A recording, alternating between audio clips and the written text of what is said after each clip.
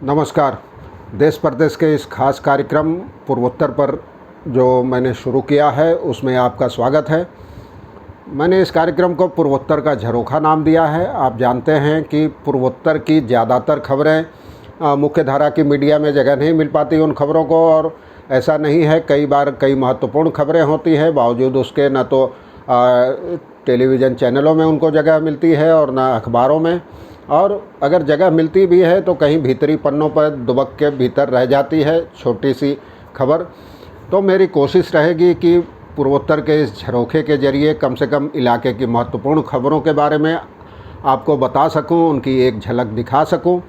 और ऐसा नहीं है, पूर्वोत्तर में कई बार कई खबरें काफ़ी अहम होती हैं जिनके बारे में हमें भी पता नहीं होता है। तो मेरी कोशिश यही रहेगी कि इसके ज़रिए छोटे पैमाने पे ही सही, छोटे स्तर पे सही, मुख्य खबरों की झलकियाँ आपको बता सकूं इस झरोखे के ज़रिए। और मैं पहले भी कह चुका हूं कि पूर्वोत्तर की खबरों को मुख्यधारा के मीडिया में जगह नहीं मिलती। अगर कोई बड़ी खबर या आतंकवादी घटना हो, मिसाल के तौर पे जो अभी आतंकवादी मारे गए पुलिस के साथ मुठभेड़ में, या असम राइफल्स का एक जवान मारा गया NSCN के साथ मुठभेड़ में अरुणाचल में, तो उन खबरों को छोटी छोटी जगह तो मिली, लेकिन बाकी कई खबरें ऐसी होती हैं जिनको जगह नहीं मिल पाती है। तो मेरी ये कोशिश रहेगी इसके ज़रिए आपको उन खबरों से अवगत कराने की। और मेरा ये प्रयास कैसा रहा आप बताएंगे। और अगर आपने अब तक इस चैनल को सब्सक्राइब नहीं किया है तो कृपया सब्सक्राइब करें, ताकि इस झरोखे से झांक कर आप भी पूर्वोत्तर की उन खबरों के बारे में जान सकें जो बाहर नहीं निकल पाती हैं। तो आज सबसे पहले चर्चा असम की। असम में आप जानते हैं बीजेपी की सरकार, हाल में जो विधानसभा चुनाव हुए, पहले भी बीजेपी की सरकार थी तो जीतकर सत्ता में लौटी है। और चुनाव अभियान के दौरान ही पार्टी ने कहा था कि वो सत्ता में लौटने के बाद लव जिहाद के ख़िलाफ़ और कानून बनाएगी, गोरक्षा कानून बनाएगी। अपने एजेंडे के मुताबिक बीजेपी आगे बढ़ रही है, और इसी सिलसिले में उसने गो सुरक्षा विधेयक बनाने की बात कही है। राज्यपाल जगदीश मुखी ने विधानसभा के शुरुआती सत्र में कहा है कि सदन के अगले अधिवेशन में ये कानून पेश किया जाएगा, गो सुरक्षा विधेयक। इसमें राज्य से बाहर गायों और दूसरे पशुओं को भेजने पर पाबंदी रहेगी, और उनका कहना था कि सरकार इस मामले में शून्य सहनशीलता की नीति पर आगे बढ़ेगी, और बाहर भेजने वाले जो गायों को बाहर भेजेंगे खासकर उनके खिलाफ़ कड़ी कार्रवाई की जाएगी। तो ये जो बीजेपी ने चुनाव से पहले वादा किया था उसको पूरा करने की दिशा में पहला कदम बढ़ाया है। और आप जानते हैं राज्य में मुसलमानों की भी खासी आबादी है, लेकिन अब गायों के परिवहन पर पाबंदी लगेगी, तो इसका क्या रिएक्शन होगा, क्या लोग कहते हैं, ये बाद में पता चलेगा। पहले कानून आए, उसके प्रावधान देखे जाएं, उसके बाद उस पर बहस होगी। इस बीच असम में ही पुलिस के साथ मुठभेड़ में दिमासा नेशनल लिबरेशन आर्मी जो है उसके 8 उग्रवादी मारे गए हैं। यह संगठन राज्य के दिमा हसाओ और आंगलांग जिलों में सक्रिय है।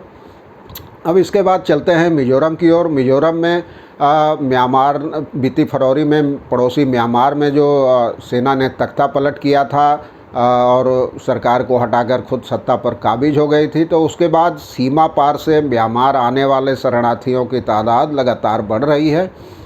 और आप जानते हैं सीमा के दोनों ओर खासकर चीन समुदाय के लोग रहते हैं, उनमें आपस में रोटी बेटी का रिश्ता है, तो उनमें फ़र्क करना भी मुश्किल है और उनका आना जाना लगा रहता है। वो सीमा ऐसी है कि कई जगहों से खुली है और लोगों को आने जाने से भी नहीं रोका जाता। इलाके में लोग एक ख़ास दूरी तक जा सकते हैं सीमा पार कर बिना पासपोर्ट वीज़ा के।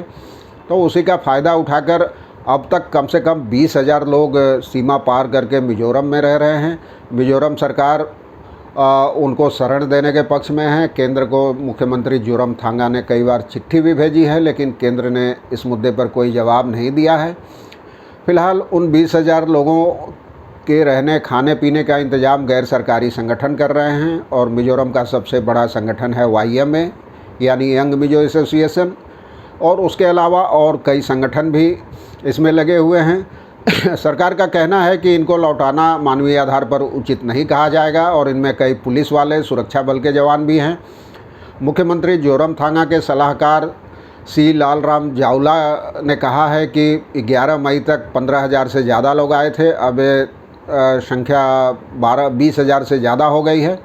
इसमें से अकेले राजधानी आइजोल में ही 6,000 लोग हैं और उनके रहने खाने पीने की व्यवस्था की जा रही है। तो अब केंद्र के निर्देशों का इंतज़ार है। केंद्र की ओर से कोई निर्देश नहीं है, इसलिए सरकार उनके कोई मदद नहीं कर पा रही है प्रत्यक्ष रूप से, लेकिन बाकी गैर सरकारी संगठन उनकी देखा देखी उनका हालचाल ले रहे हैं। इसके अलावा मणिपुर से भी एक खबर है कि वहाँ लोगों को जो आर्थिक तंगी हो रही है कोरोना के कारण, कोरोना फैल रहा है इलाके में, तो सरकार ने कहा है कि जो कोविड से मरेंगे उनके अंतिम संस्कार का खर्च सरकार उठाएगी। मुख्यमंत्री एन बीरेन सिंह ने कहा है, आप जानते हैं बीजेपी की सरकार है मणिपुर में, तो उनका कहना है कि कोरोना के इलाज और अंतिम संस्कार की वजह से ऐसे परिवारों को आर्थिक तंगी का सामना करना पड़ रहा है, तो अब सरकार इसका खर्च उठाएगी। तो इसे एक बेहतर पहल माना जा रहा है। हालांकि पिछले साल भी मणिपुर सरकार ने ऐसे मरीजों के अंतिम संस्कार का खर्च उठाया था, तो कोई पहली बार ये नहीं कर रही है सरकार। तो ये मुझे लगता है कि ये एक अच्छी पहल है और देश के दूसरे हिस्सों में भी राज्य सरकारों को इस दिशा में आगे आना चाहिए। इसके अलावा अब अगली खबर अरुणाचल प्रदेश से। आप जानते हैं अरुणाचल प्रदेश तिब्बत की सीमा से सटा है, सामरिक रूप से काफ़ी महत्वपूर्ण है। तो अरुणाचल में पहली बार जो ईस्ट सियांग ज़िले है उसका मुख्यालय है वो पासीघाट में, तो वहाँ से कोलकाता के बीच और गुवाहाटी के लिए सीधी उड़ानें शुरू हुई है सोमवार यानी आज 24 मई के दिन से, और इसका किराया भी काफ़ी कम है। और मुख्यमंत्री पेमा खांडू ने कहा है कि ये एक राज्य को हवाई संपर्क से जोड़ने की दिशा में एक महत्वपूर्ण कदम है और किराया काफ़ी कम है। मिसाल के तौर पर पासीघाट से असम की राजधानी गुवाहाटी आने के लिए 1100 रुपये किराया रखा गया है और पासीघाट से कलकत्ता के लिए 2300 रुपये किराया रखा गया है। अरुणाचल प्रदेश से ही और एक खबर यह है कि सेनाध्यक्ष MM नरवाणे ने इलाके का दौरा किया, सुरक्षा स्थिति का जायज़ा लिया है। और चीन ने शायद आप में से कुछ लोगों को पता भी होगा, चीन ने बीते सप्ताह इलाके में एक बेहद सामरिक रूप से महत्वपूर्ण सड़क परियोजना पूरी की थी। हाईवे था जो ब्रह्मपुत्र की घाटी से होकर गुजर रही है। ब्रह्मपुत्र को तिब्बत में यारलुंग सांगपो कहा जाता है, तो ये काफ़ी अहम है चीन के लिहाज से। 2014 में यह परियोजना शुरू हुई थी, $310 मिलियन इसका खर्च आया है और इससे चीन को इलाके में एक बड़ी बांध और बड़ी पनबिजली परियोजना बनाने में साजो सामान और उपकरण की ढुलाई में काफ़ी सहायता मिलेगी। और इससे चीनी शहर निंगची और बैबुंग जो 2 शहर हैं तिब्बत में, उनके बीच की दूरी 8 घंटे कम हो जाएगी। तो ये 8 घंटे काफ़ी अहमियत रखते हैं।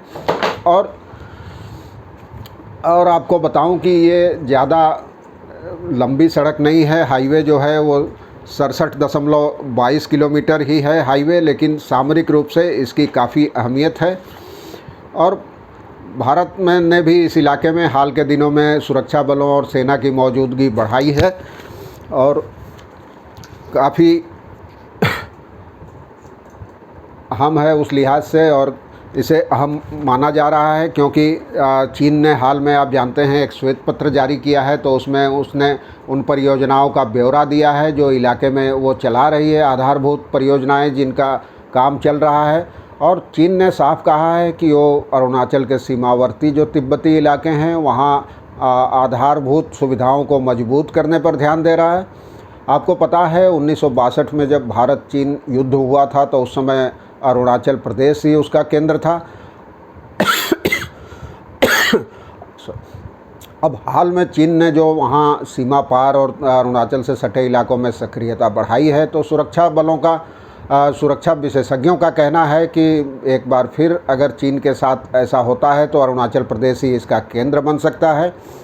और अरुणाचल की 1126 किलोमीटर लंबी सीमा तिब्बत से लगी है। चीन ने हाल में उस इलाके में कई एयरपोर्ट बनाए हैं जिससे 66 शहरों तक हवाई सेवा शुरू हो गई है। अब वो 3 नए एयरपोर्ट भी बना रहा है, निंगची, सिंगेज और इंग्यारी में।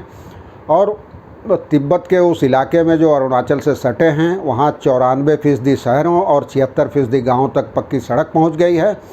तो ये सामरिक लिहाज से इनको काफ़ी अहम माना जा रहा है। इसलिए अब भारत भी अपनी ओर से पूरी तैयारियां कर रहा है और उन पर जोर दे रहा है, और सेनाध्यक्ष का दौरा भी इसी की एक कड़ी माना जा रहा है। तो मैं इसी तरह आपको पूर्वोत्तर की ऐसी अहम खबरों के बारे में बताता रहूँगा। तब तक के लिए धन्यवाद, नमस्कार।